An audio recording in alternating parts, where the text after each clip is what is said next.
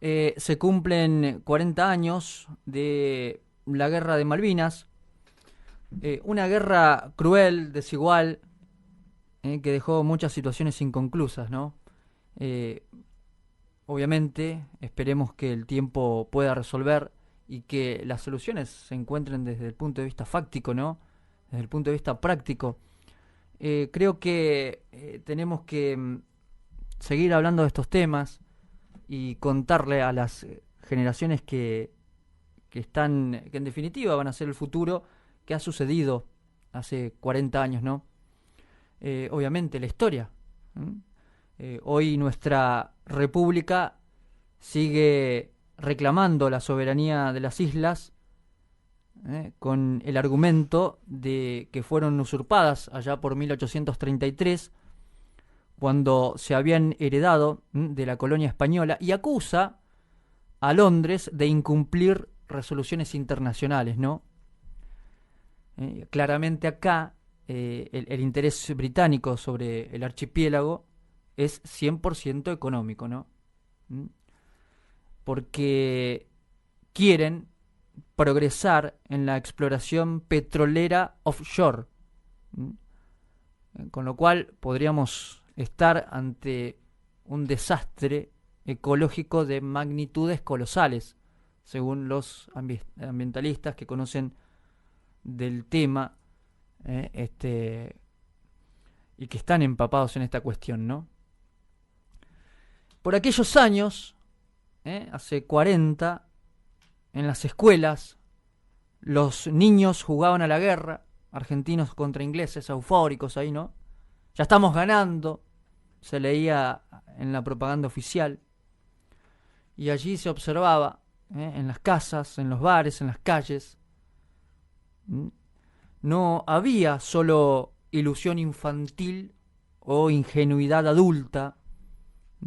Si bien muchos mayores replicaban esta lógica del juego de guerra y el triunfalismo, alimentado básicamente por la desinformación, ¿no? Otras personas sabían o intuían que esa guerra era una suerte de empresa destinada al fracaso, ¿no? No había que ser muy inteligente para darse cuenta.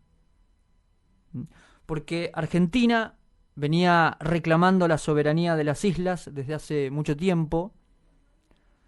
Entonces puede derivar esto en una pregunta: si el reclamo era histórico, ¿por qué en ese momento se decide la ofensiva militar? ¿Por qué se hace en ese momento? Preguntémonos eso.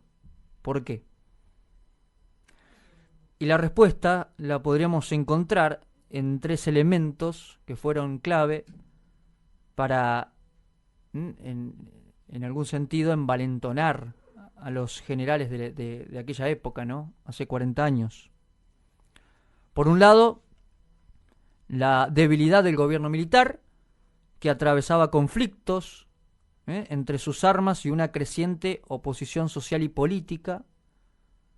Esta suerte de rechazo, alimentado por un lado por la creciente evidencia de violaciones de los derechos humanos, en un gobierno que dejó 30.000 desaparecidos, además de miles de muertos, que torturó, persiguió, censuró y fundamentalmente limitó las libertades de los ciudadanos, ¿no?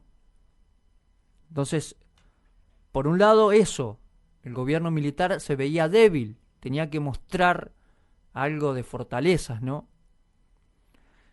Asimismo, fíjate vos, lo que se consideró un error estratégico, porque allí la Junta Militar especuló con que Reino Unido no reaccionaría a la invasión de las islas porque, como eran lejanas y porque históricamente no habían sido de especial interés para los británicos, incluso se venía negociando entre las naciones una posible administración compartida de allí del territorio.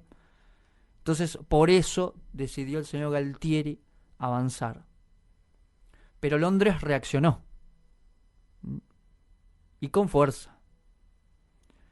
Posiblemente por la propia necesidad política también de la entonces primera ministra, la señora Margaret Thatcher, que si hay algo que compartía con Galtieri era esa poca credibilidad política que tenía también allí en el Reino Unido, ¿no? Allí ella se encontraba en un momento de debilidad, en un contexto económicamente desfavorable. Entonces necesitaba también mostrarse líder, fuerte,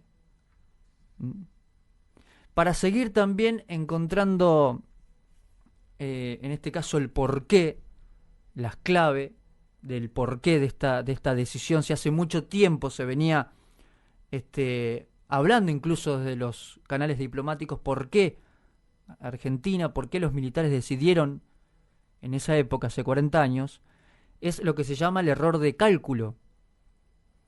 Porque en ese entonces la convicción del gobierno del general Leopoldo Fortunato Galtieri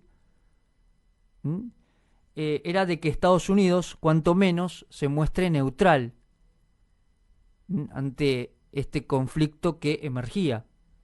Y vaya sorpresa, Estados Unidos apoyó a los británicos. Y después la derrota, ¿no?, que dio impulso a la salida del gobierno militar del poder. La primera consecuencia fue la renuncia de Galtieri.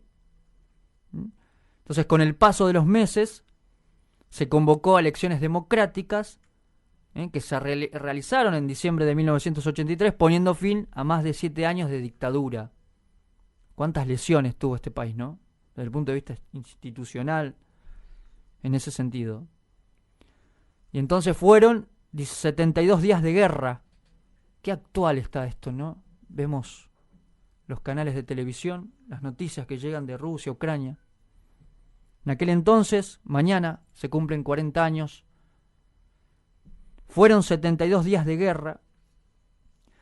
El 14 de junio de 1982, el que había sido designado gobernador de las Malvinas por el gobierno militar, el señor Luciano Benjamín Menéndez, firmó la rendición incondicional de las tropas argentinas, ¿no?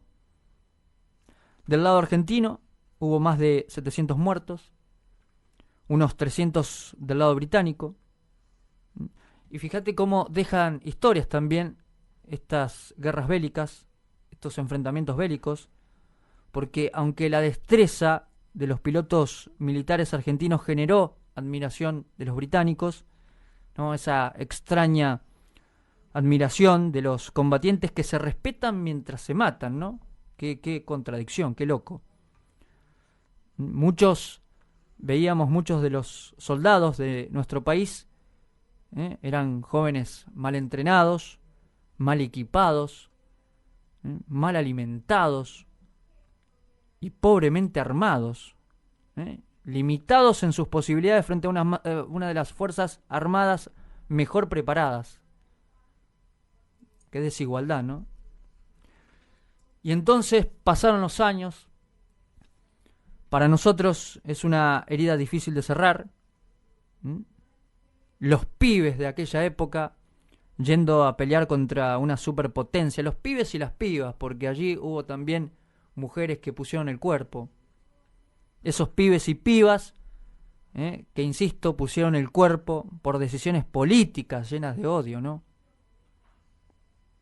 Iban a morir en nombre de unos HDP, Galtieri y Thatcher, por conservar el poder. Los dos querían conservarse en el poder en nombre de la patria y de los pibes y pibas que fueron a poner la vida. Y fíjate vos, no solo destruyeron esas vidas, sino la vida de esas familias, la vida de una generación. Piensen que esos jóvenes pensaban en aquellos años, hagan este ejercicio como si fuésemos, no sé, usted está escuchando la radio en estos momentos con su hijo, con su sobrino, ¿no?, con su primo joven, con su prima joven ella. Piensen que en aquellos años pensaban esos jóvenes en cervezas, amigos y trabajo, ¿no? Y fueron a pasar a un cementerio por las decisiones de estos nefastos, ¿no? De pensar en cervezas, amigos, trabajo, música, pasaron a estar en una tumba. Alguien alguna vez dijo, la guerra es un lugar donde jóvenes que no se conocen y no se odian se matan entre sí.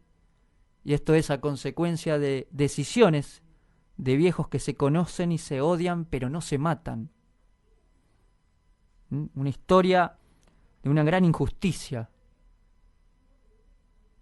Y en este caso quiero reivindicar a aquellas personas que se jugaron la vida y que ellos saben a la distancia, con el correr de los años, que fueron llevados hasta allí. Si hoy le preguntarían qué pasaría si, digamos, pasa algo en el mismo sentido, quizás pensarían un poquito más. Destruyeron familias, destruyeron generaciones por la decisión de dos tipas que querían quedarse en el poder. Qué actual que es todo esto, ¿no? Esperemos que tengamos las resoluciones que corresponden por los canales que corresponden. Basta de estos enfrentamientos bélicos, de que siempre se ponga el cuerpo a gente inocente y no los verdaderos que se pelean por poder político, económico, y dejan a su suerte a jóvenes hombres y mujeres en nombre de la patria. Basta.